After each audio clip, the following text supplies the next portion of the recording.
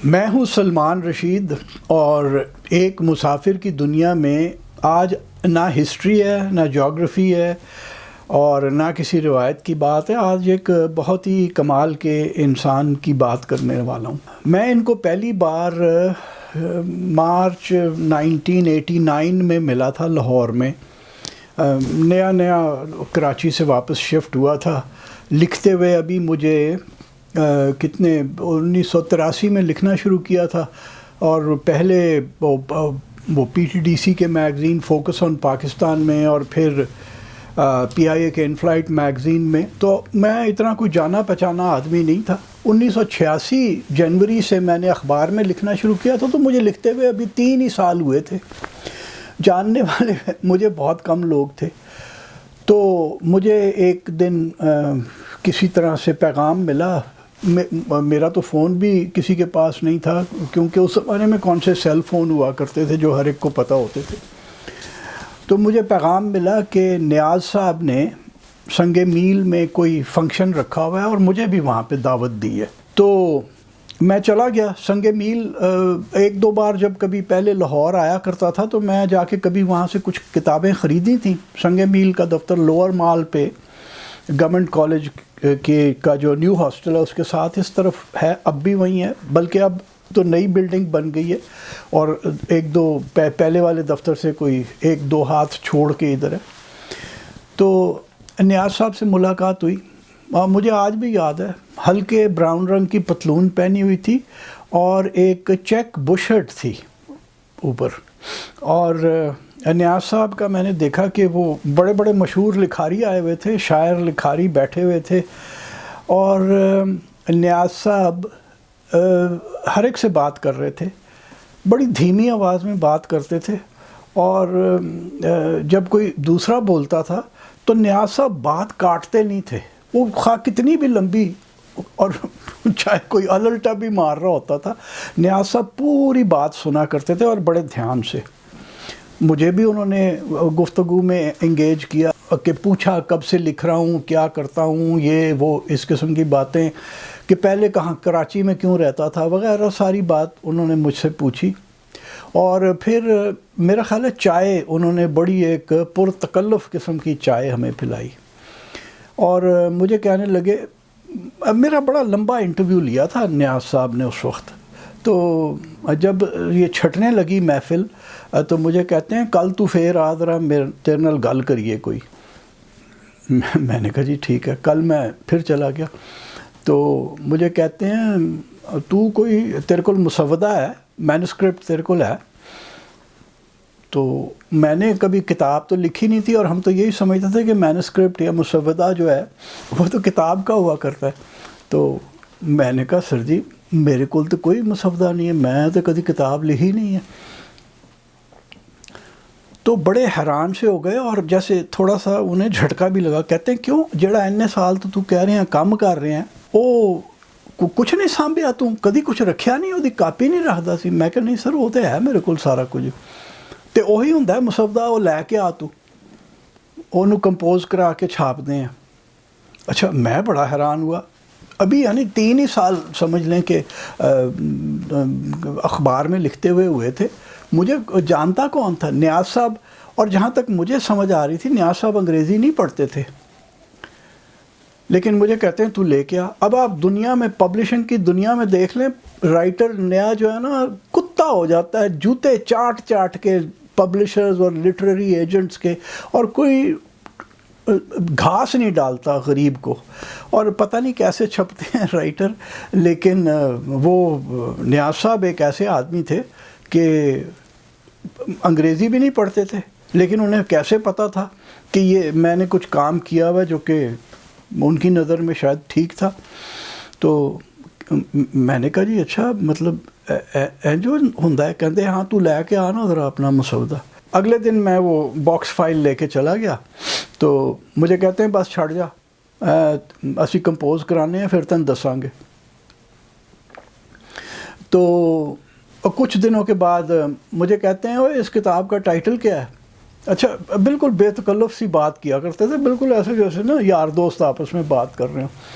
تو میں نے کہا سر یہ اندر ایک آرٹیکل ہے رائڈرز آن دا ونڈ، وہ یہ ٹائٹل رکھ دیو ٹریولز ان پاکستان جو نیچے ہوتا ہے. تو کہنے لگے اچھا ٹھیک ہے. تو وہ کتاب چھپ گئی. مجھے آ کے کہتے ہیں کہ فون کیا کہ وہ تو آ کے اپنا جڑیاں 5 کاپیاں نے وہ لے جا تے اپنی رائلٹی لے جا. اچھا یہ بھی بڑی حیران کن بات تھی کہ دیکھیے ہمارے یہاں تو بڑے بڑے پبلشنگ میں نام ہے، مجال ہے کہ رائلٹی دینے کا کوئی نام لے لے. پاکستان میں سوال ہی پیدا نہیں ہوتا کہ وہ آپ کو رائلٹی دے دے. سنا انڈیا میں بھی ایسا ہی ہے، کھا بھی جاتے ہیں پبلشر، وہ مطلب رائٹر رل جائے لیکن رائلٹی کوئی نہیں دیتا.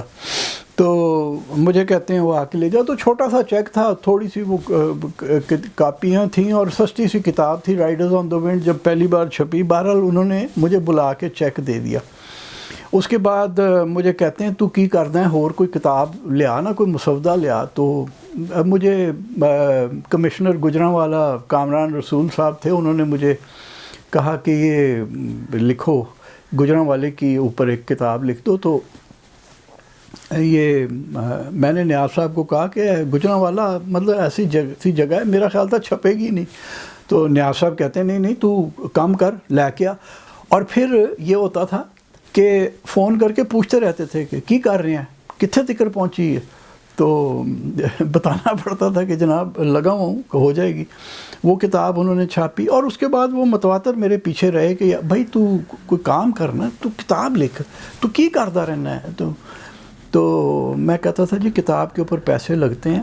تو میں اور ایجنسیز کے کام کیا کرتا تھا. ایجنسی معنی جاسوسی ایجنسیز نہیں، کوئی ڈونر ایجنسیز، کوئی این جی اوز، ان کے لیے میں لکھا کرتا تھا. تو میں کہتا تھا کہ جی وہ ذرا دال روٹی بھی تو گھر کی چلانی ہے نا. تو کہتے تھے اچھا کتنا ایڈوانس تن چاہیے، تو ایڈوانس لے لے. میں کہا نہیں سر ایڈوانس نہیں لینا، میں رائلٹی آپ سے بعد میں لوں گا، ایڈوانس نہیں میں نے لینا. تو نیاز صاحب زور دیا کرتے تھے کہ بھائی تو ایڈوانس لے کے کام تو کرنا. تو خیر وہ پھر salt range, the salt range and the Potohar plateau کے اوپر مجھے بتاتا چلوں کہ وہ میرے پاس تو تھوڑے پیسے تھے. عظمت رانجھا ڈپٹی کمشنر تھے چکوال میں، عظمت نے کچھ تھوڑے سے پیسے دیے. اس کے بعد عظمت کے بعد جو ڈپٹی کمشنر آیا جو باقی پیسے تھے اس نے کہا کہ نہیں میرے پاس کوئی نہیں ہے، چلو نکلو یہاں سے. تو اور پھر طارق سہگل انہوں نے مجھے کافی سارا سپورٹ کیا کہ وہ کتاب میری اس پہ میں نے کام شروع کیا. اچھا اب نیاز صاحب متواتر پیچھے پڑے ہوتے تھے کہ کتنے پہنچے ہے. وہ کام تو 1995 میں شروع کیا، لیکن جب آپ نے کتاب لکھنی ہوتی ہے تو آپ پڑھنا شروع کرتے ہیں تو وہ آگے سے آگے کام چلتا جاتا ہے، کیونکہ جتنا زیادہ آپ پڑھتے ہیں اتنا آپ کو پتہ چلتا ہے کہ ہیں ابھی تو کچھ بھی نہیں پتہ. تو وہی میرے ساتھ ہوا کہ 1995 گزر گیا، 96 گزر گیا، 97 گزر گیا. اور بتاتا چلوں کہ طارق سہگل سے جو میرا رابطہ ہوا، میں طارق کو پہلے کبھی نہیں جانتا تھا، میرے خیال اب بھی انہیں میرا نہیں پتہ ہوگا کہ میں کون ہوں. شلال رحیم جان تھیں، وہ یہاں پہ لکاس میں پڑھاتی تھیں. تو شلالے سے ملاقات تھی تو شلالے نے مجھے طارق سے ملایا تھا. تو شلالے بھی ناراض ہو گئی 97 میں کہ یہ سالہ پیسے لے کے بھاگ گیا، کام نہیں کر رہا. اور میرے پاس کوئی بہانہ نہیں تھا کیونکہ میں تو پاگلوں کی طرح پڑھ رہا تھا ان دنوں میں یہ کتاب لکھنے کے لیے، the salt range and the Potohar plateau. Niaz صاحب متواتر پیچھے پڑے، شلالے نے تو بات کرنی چھوڑ دی، نیاز صاحب پیچھے پڑے رہے کتنے پہنچے ہیں، کام کر چھیتی کر.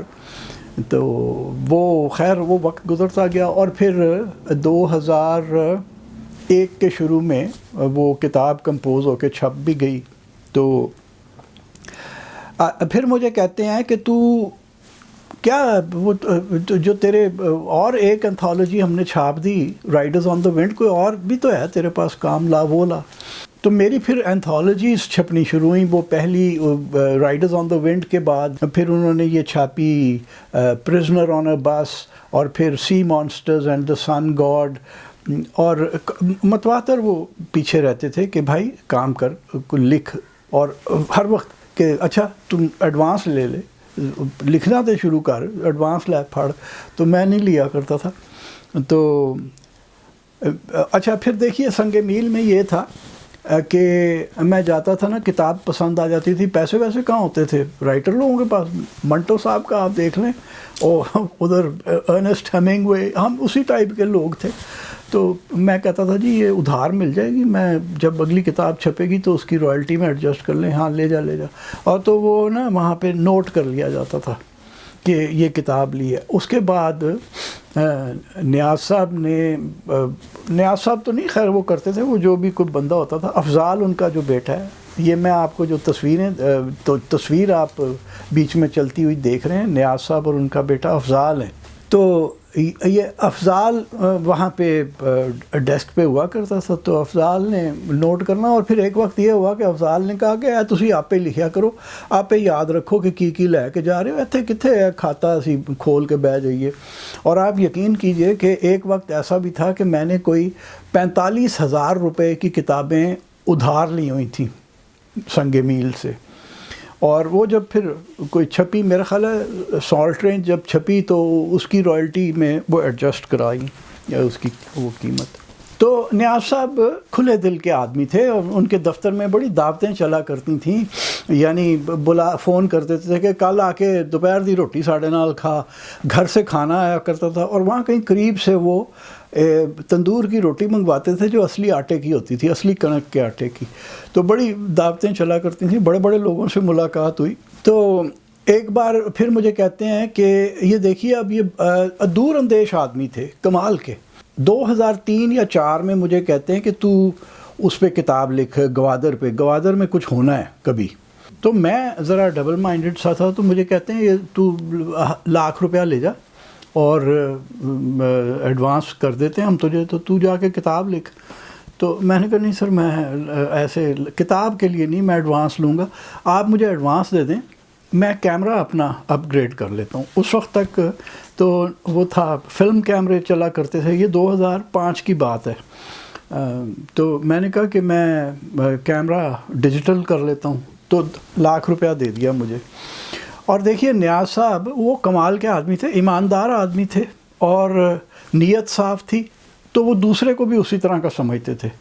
کوئی گواہ نہیں، کوئی لکھت پڑھت نہیں کہ ₹1,00,000 میں لے گیا ہوں، بس وہ پیسے پکڑا دیے کہ اچھا جا لے لے. تو یہ اس طرح آج سے 2-2.5 ہزار سال پہلے ٹیکسلا میں ہوا کرتا تھا. یعنی ٹیکسلا کے بارے میں ہمیں جو پتہ ہے، اس میں لوگ جب کاروبار ایک دوسرے سے کرتے تھے، کوئی لین دین کرتے تھے، لکھت پڑھت اور گواہ نہیں رکھا کرتے تھے. تو نیاز صاحب بھی اسی وضع کے آدمی تھے، تو وہ مجھے انہوں نے دے دیا. تو اور بغیر گواہ اور بغیر لکھت پڑھت کے، یعنی یہ کمال ہے. اچھا، اب نیاز صاحب نے سنگ میل بنائی کیسے؟ اور یہ نیاز صاحب نے مجھے خود، یہ کہیں 95-96 میں ایک دن ہم دونوں بیٹھے ہوئے تھے ان کے دفتر میں، تو مجھے کہنے لگے کہ تجھے پتہ ہے کہ جب پارٹیشن میں ہم آئے ہیں تو میں تو 24-25 سال کا تھا، کم عمر تھی، 22-23 سال بتائی انہوں نے. اور میرا خیال ہے 1928 یا 29 ان کی پیدائش کا سال تھا. تو کہنے لگے ہم تو بالکل کنگال تھے، کوئی وہ نہیں تھا، اور یہیں کہیں آ کے پرانے لاہور کے اندر کہیں انہوں نے مکان لیا اور وہاں رہنا شروع ہو گئے. تو کہتے ہیں کہ میں نے جو کام شروع کیا وہ اردو بازار کے اندر ایک پبلشر کے وہاں میں سیلز مین لگ گیا. اور کہتے ہیں بائیسیکل پہ کتابیں رکھ کے میں پھیری لگایا کرتا تھا کتابوں کی، میں جا کے کتابیں جگہ جگہ بیچا کرتا تھا. اور کافی سال، یعنی 13-14 سال شاید انہوں نے وہاں پہ کام کیا، پارٹیشن کے بعد سے کیا ہوگا. تو پھر 1960 میں کسی وقت، 65 میں کہ کب، یعنی انہوں نے اتنی ترقی کی.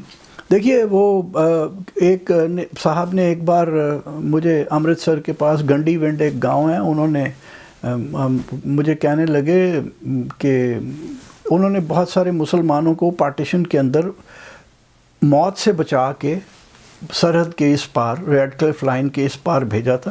ان کا ایک فقرہ میرے دل میں آج تک کھبا ہوا ہے. کہتے ہیں سانو تے بھاگ ہی اس کارن لگے کہ اسی چنگا کام کیتا سی.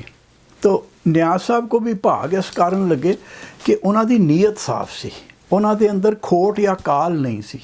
تو کہتے ہیں کہ وہ میں پھر آہستہ آہستہ ترقی ہوتی گئی. پھر یہ نہیں انہوں نے مجھے بتایا کہ پھر بیچ میں بائیسیکل پہ بیچنے سے سنگ میل بنانے تک کس طرح سے انہوں نے ترقی کی، لیکن انہوں نے کہا یار پھر ہم نے یہ سنگ میل جو ہے نا اس کی وہاں اردو بازار کے اندر ہی یہ ہم نے ایک چھوٹی سی دکان پہلے بنائی، اور پھر وہاں پہ وہ کتابیں بیچتے تھے، اور زمانے اچھے تھے اس زمانے میں، تو لوگ پڑھ لیا کرتے تھے، اب تو کوئی پڑھتا ہی کوئی نہیں ہے۔ تو وہ پھر انہوں نے وہاں پہ بنائی اور وہاں سے وہ آگے چلے، اور ان کا طریقہ یہی تھا کہ بڑے بڑے رائٹرز جو ہیں ان کو رائٹرز کو منت نہیں آ کے کرنی پڑتی تھی کہ جی ہم نے کتاب لکھنی ہے تو آپ ہماری مدد کریں، ہم نے چھاپنی ہے۔ وہ نیاز صاحب خود اکٹھا کیا کرتے تھے رائٹرز کو، اور ان کے وہاں ہر وقت ایک میلہ سا ہوا کرتا تھا نیاز صاحب کے ان کے دفتر میں۔ اور پھر یہ دیکھیے کہ ایک تو یہ ہمارے جیسے رائٹرز کو پکڑ کے انہوں نے اہل کتاب یعنی کتاب والا رائٹر بنا دیا، اور لیکن وہ ایک کام اور بڑا کمال کرتے تھے، وہ یہ کرتے تھے کہ یہ پرانی کتابیں جو کہ نایاب تھیں وہ بے شمار انہوں نے چھاپیں،